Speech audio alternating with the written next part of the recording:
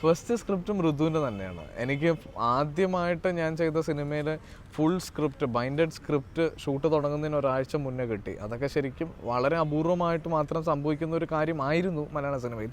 പക്ഷേ ഇപ്പോൾ ഒരുപാട് വ്യത്യാസം വന്നിട്ടുണ്ട്. പക്ഷെ അന്ന് 2 വർഷം മുന്നേ ഞങ്ങളൊരു സിനിമ ചെയ്യുമ്പോൾ ആദ്യത്തെ സിനിമയിൽ തന്നെ ഒരു സ്ക്രിപ്റ്റ് കിട്ടുക, നമ്മുടെ ക്യാരക്ടറിനെ പറ്റിയിട്ടുള്ളൊരു ഡീറ്റെയിൽ ആയിട്ട് നമുക്ക് അറിയാൻ പറ്റുക എന്നൊക്കെ പറഞ്ഞാൽ അത് ശരിക്കും ഒരു ഭാഗ്യം തന്നെയായിരുന്നു. ഫസ്റ്റ് സോങ് ഋതുവിൽ തന്നെ ഒരു കുക്കു എന്ന് പറഞ്ഞ സോങ് ആയിരുന്നു. അത് ശരിക്കും ഋതുവിൽ എനിക്ക് കിട്ടിയൊരു ഭാഗ്യം. കാര്യം ആദ്യത്തെ സിനിമയിൽ ഒരു പാട്ട് കിട്ടുക, അതും ലിപ്സിംഗുള്ളൊരു പാട്ട്. അത് കൊറിയോഗ്രാഫി ചെയ്യാൻ അറിയില്ല, ശ്യാം സാർ തന്നെയാണ് അത് കൊറിയോഗ്രാഫി ചെയ്യുന്നത്. എന്തൊക്കെ വേണം സാറിന്, ഇതൊക്കെയാണ് ആവശ്യം എന്നുള്ളത് പറഞ്ഞു തരികയും ശരിക്കും ആ സോങ്ങൊക്കെ ഒരു പുതിയ കാര്യം. സോങ് ഷൂട്ട് എന്നൊക്കെ പറഞ്ഞ് ജീവിതത്തിൽ ഇതുവരെ ചെയ്യാത്ത കാര്യങ്ങളായിരുന്നു. അപ്പോൾ അതൊക്കെ ആദ്യത്തെ സിനിമയിൽ തന്നെ കിട്ടി എന്നുള്ള ഒരു ഭാഗ്യം. ഫസ്റ്റ് സ്റ്റണ്ട് ചെയ്യുന്നത് അപൂർവരാഗത്തിലാണ്. അപൂർവരാഗത്തിൽ ഒരു കോളേജ് ഫൈറ്റാണ്. ത്യാഗരാജ മാസ്റ്ററാണ് ആദ്യമായിട്ട് സ്റ്റണ്ട് ചെയ്യിക്കുന്നത്. അപ്പോൾ അതും ഒരു ഭയങ്കര എന്താ പറയുക, കാര്യം ലാലേട്ടനൊക്കെ ഒരുപാട് ത്യാഗരാജ മാസ്റ്ററെ പറ്റി ഇൻ്റർവ്യൂകളിലൊക്കെ പറയുന്നത് കേട്ടിട്ട് മാസ്റ്റർ നേരിട്ട് കാണാനും മാസ്റ്റർ സ്റ്റണ്ട് പഠിപ്പിച്ചു തന്നതും ഒക്കെ ഒരു ഭയങ്കര ത്രില്ലിംഗ് ആയിട്ടുള്ളൊരു എക്സ്പീരിയൻസ് ആയിരുന്നു.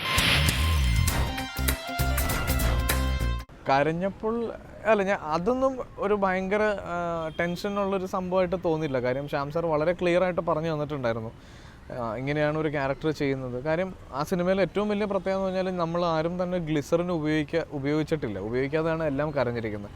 അത്രയും റിയലിസ്റ്റിക് ആയിട്ടാണ് അത് ഷൂട്ട് ചെയ്തിരിക്കുന്നത്.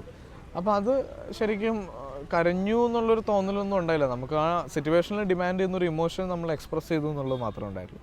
ക്ലൈമാക്സ് ഋതുവിലെ ക്ലൈമാക്സ് ആണ് ശരിക്കും. അതും ഈ പറഞ്ഞ പോലെ ഋതു ചെയ്യുമ്പോൾ നമുക്ക് ഓക്കെ ക്ലൈമാക്സിൽ ഇത്രയും വേണം അല്ലെങ്കിൽ വേറൊരു സീനിൽ ഇത്രയും വേണം എന്നൊന്നും ഇതുവരെ ഫീൽ ചെയ്തിട്ടുണ്ടായില്ല ഋതുവിൽ. കാര്യം ഈ പറഞ്ഞ പോലെ ഈ സിറ്റുവേഷൻ എന്താണ് അല്ലെങ്കിൽ സീൻ എന്താണെന്ന് വളരെ ക്ലിയർ ആയിട്ട് നമുക്കറിയാം. അപ്പോൾ അത് ശരിക്കും ആ ഒരു ഫ്ലോയിൽ അങ്ങ് കറക്റ്റായിട്ട് തന്നെ പോവുകയായിരുന്നു. പിന്നെ ക്ലൈമാക്സ് ആണ് ശരിക്കും ഞങ്ങൾ ഓൾമോസ്റ്റ് ലാസ്റ്റായിട്ടാണ് ഷൂട്ട് ചെയ്തതും അങ്ങനെ തന്നെയായിരുന്നു. അപ്പോൾ അത് നമ്മൾ ഇത്രയും ഒരു 1.5 മാസം ഒരുമിച്ച് നിന്നിട്ട് നമ്മളെല്ലാവരും പിരിഞ്ഞു പോകുന്നു ആ ദിവസങ്ങളായിരുന്നു. ശരിക്കും ഒരു എന്താ പറയുക, നമുക്കൊരു ഫെയർവെൽ മൂഡും അതൊക്കെ ആയിരുന്നു ശരിക്കും ക്ലൈമാക്സിൽ വന്നിരുന്നത്. ആദ്യ സിനിമ ഞാൻ ഇതിൻ്റെ ഒരു പ്രീമിയർ ഷോ ഉണ്ടായിരുന്നു ട്രിവാൻഡ്രത്ത് വെച്ചിട്ട്. അങ്ങനെയാണ് തിയേറ്ററിൽ ഇത് ആദ്യമായിട്ട് കാണുന്നത്. അത് ശരിക്കും കണ്ടു കഴിഞ്ഞിട്ട് നമ്മളിങ്ങനെ ഓരോ സീൻ നമ്മളെ കാണിക്കുമ്പോൾ അടുത്തിരിക്കണവരെയൊക്കെ നമ്മളിങ്ങനെ അത് ഞാനാണ് എന്ന് പറഞ്ഞിങ്ങനെ നോക്കും.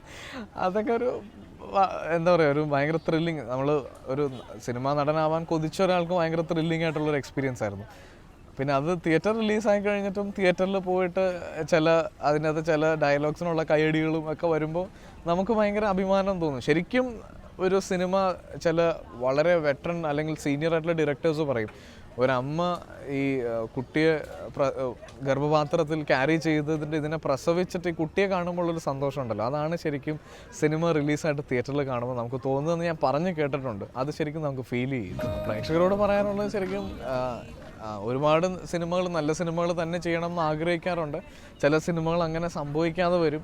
അപ്പോൾ ഒരിക്കലും നമ്മളോടുള്ളൊരു സ്നേഹമോ അല്ലെങ്കിൽ പുതിയ ആളുകളുടെ സിനിമയോടുള്ള താല്പര്യമോ കുറയരുത്.